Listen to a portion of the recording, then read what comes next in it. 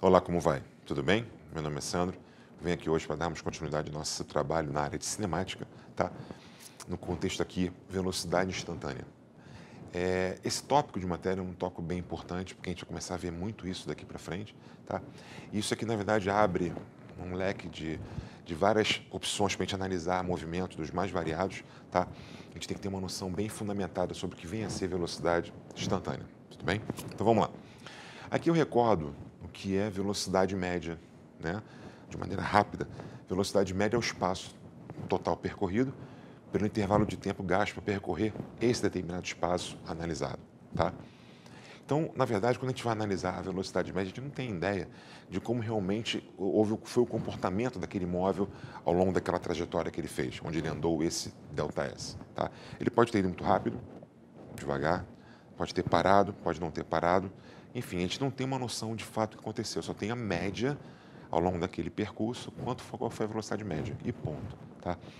Daí vem uma necessidade de analisar como é que seria o comportamento desse móvel, de móveis, ao longo do trajeto que ele faz, analisando a velocidade instantânea. Eu coloquei aqui essa definição que aparece em praticamente todos os livros em nível de ensino médio, tá? E, consequentemente, também alguns em nível superior, tá?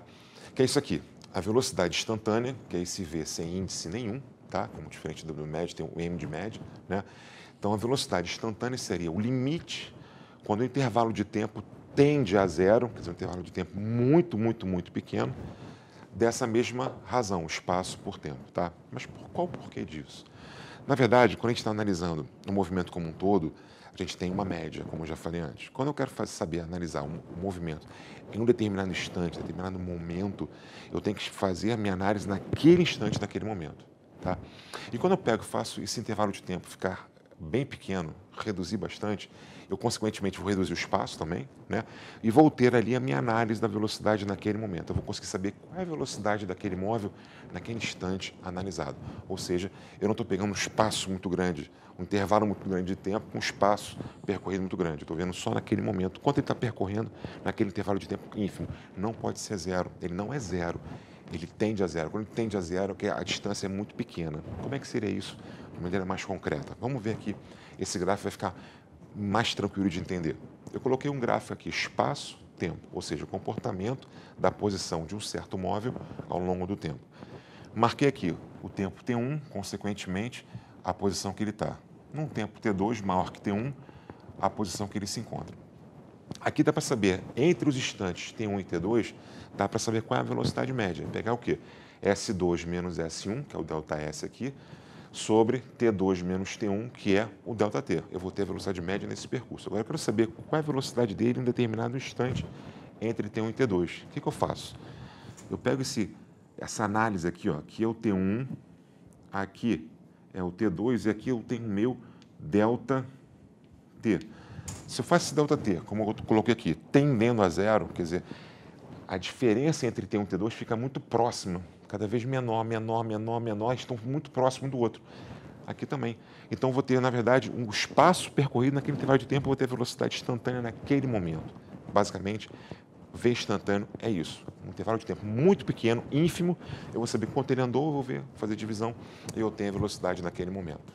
Tudo bem até aí? Bem, sabendo agora o contexto, né, nesse contexto, a definição do que vem a ser velocidade instantânea, a gente vai partir agora para um movimento bem famoso, tá, chamado movimento retilíneo e uniforme. Bom, movimento, o corpo está em movimento, retilíneo sempre em linha reta e uniforme da mesma forma o tempo todo. Ou seja, ele percorre sempre o mesmo espaço no mesmo intervalo de tempo. Em outras palavras, ele tem uma velocidade constante. Tá? A sigla dele, MRU, é muito famosa. Movimento retilíneo uniforme, é MRU. Ele tem movimento em linha reta com velocidade constante. Tá?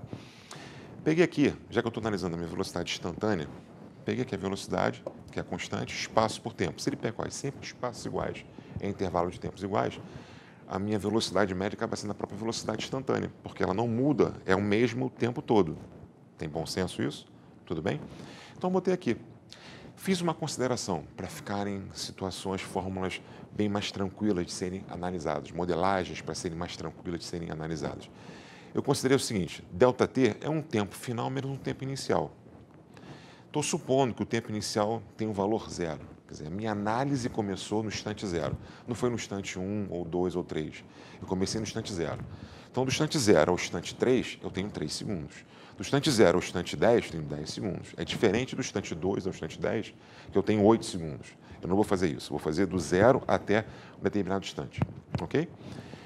Então, supondo que esse tempo inicial vale zero, o meu ΔT seria t menos zero, o ΔT é o próprio t, foi o que eu falei, acabei de falar agora. Por que isso? Vamos lá. Se vale isso aqui, com essa forma, vale isso aqui. Velocidade sendo espaço por tempo, na condição do tempo inicial sendo zero. Consequentemente, eu sei que ΔS é um S final menos um S inicial. V é S final menos S inicial sobre T, com a condição do tempo inicial sendo zero. O que eu fiz? Eu multipliquei cruzado aqui na proporção. Tá?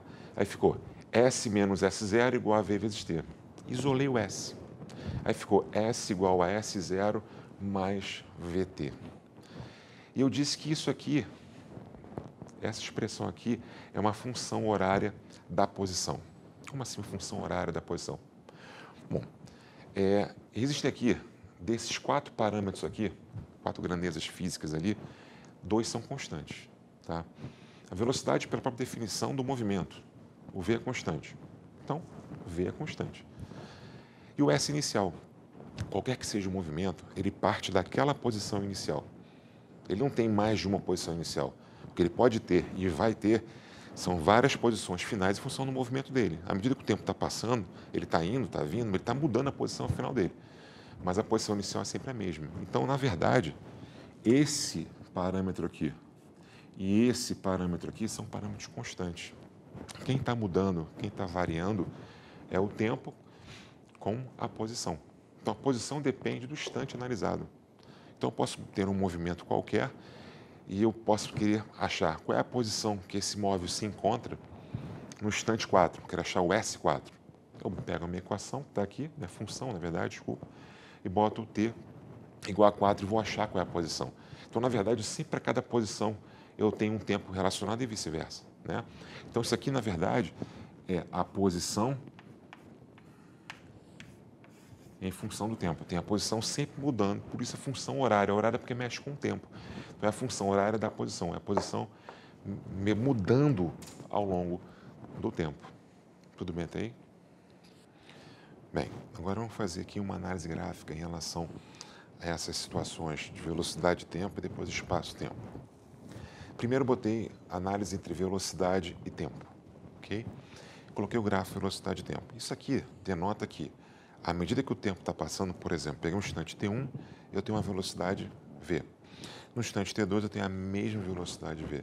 Ou seja, à medida que o tempo está passando, essa velocidade não sofre alteração. Então, ele está em movimento, retilíneo, uniforme. Na verdade, esse gráfico aqui, ó, matematicamente falando, ele é paralelo ao eixo do tempo. Para qualquer instante, se tratando de um movimento retilíneo uniforme, de um MRU, qualquer instante que você analisa aqui, eu vou ter sempre a mesma velocidade. Uma curiosidade aqui, essa velocidade é sempre positiva, ela está acima do eixo, né, do tempo. Se estivesse abaixo, teria uma velocidade negativa. O V positivo, se a gente for analisar, na verdade, velocidade vai ser o espaço por aquele intervalo de tempo, sendo o tempo inicial igual a zero. Se isso aqui é positivo, é porque o ΔS é positivo. ΔS positivo é um S final menos o S inicial. O S final, se isso aqui é positivo, é maior que o S inicial. Então, esse movimento aqui é um movimento que ele está indo para posições cada vez maiores dentro de um referencial dado. Ou seja, a gente chama esse movimento progressivo. Então, esse movimento aqui é um movimento progressivo, tá? Ele está indo cada vez mais para posições maiores. Ele está indo, na verdade, movimento progressivo. Sempre que o movimento for progressivo, a velocidade será positiva. Tudo bem até aí? Bem, agora outra situação, como mencionei há pouco tempo, em relação à velocidade ser negativa. Eu botei aqui bem claro, para ficar bem claro, que o V agora é negativo. Ele está abaixo do eixo do tempo. Tá? Mesma forma, a análise é a mesma. O tempo está passando e a velocidade sempre é a mesma. no instante T1, a velocidade é v. T2, o v também é v. Ou seja, mais uma vez, eu tenho que esse eixo do tempo é paralelo ao gráfico. Então, para qualquer instante analisado, eu vou ter sempre um valor v para a velocidade, que no caso é negativo. Então, nesse caso, se é negativo, fazendo a mesma análise que a gente fez anteriormente, a velocidade vai ser o espaço percorrido por esse intervalo de tempo, sendo o tempo inicial igual a zero. Para isso daqui ser menor que zero, isso aqui tem que ser menor que zero também. Então, na verdade, o S final está menor que o S inicial. Então, ele não está mais indo, ele está voltando. Então, as velocidades são negativas. O nome desse movimento, ele está retrocedendo.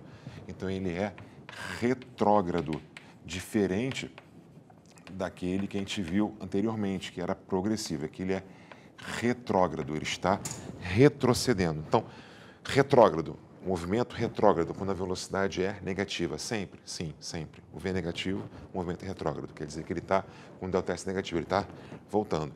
Movimento progressivo é quando ΔS é positivo, ou seja, a velocidade é também positiva. Então, fechando. Movimento progressivo, velocidades positivas. Movimento retrógrado, velocidades negativas. Tudo bem até aí? Bem, para fechar hoje esse contexto, que seria a próxima função, que é a função horária, também mexe com o tempo, da posição ou do espaço. Tá? Aparece muitas vezes espaço, posição é a mesma. Tá? S igual a S0 mais VT, como a gente já demonstrou anteriormente.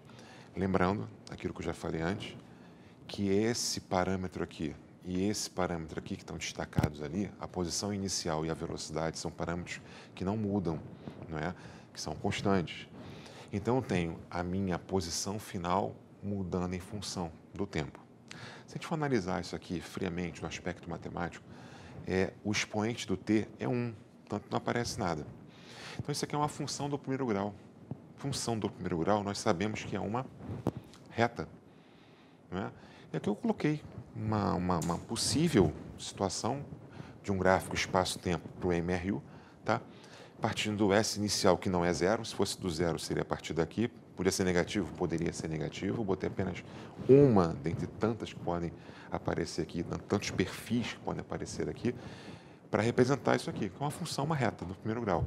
Nesse caso, especificamente, essa função denota um movimento progressivo, porque à medida que o tempo está passando, a posição, olha aqui, ó, eu pego aqui, ó, para esse tempo T1 aqui, por exemplo, eu tenho essa posição S1. Se eu aumento um pouquinho aqui, ó, o tempo T2 tem uma posição S2, onde, na verdade, o S2 é maior que o S1, tem um movimento progressivo, ele está indo, ele não está voltando. Se fosse um movimento retrógrado, teria que ser uma função decrescente aqui. Enfim, como eu falei, alguns perfis seriam cabíveis aqui, mas sabendo sempre que é uma função do primeiro grau. Quer dizer, o espaço-tempo num MRU caracterizado por uma função do primeiro grau. Tudo bem? Bem, hoje a gente fica por aqui. Um abraço, tudo de bom.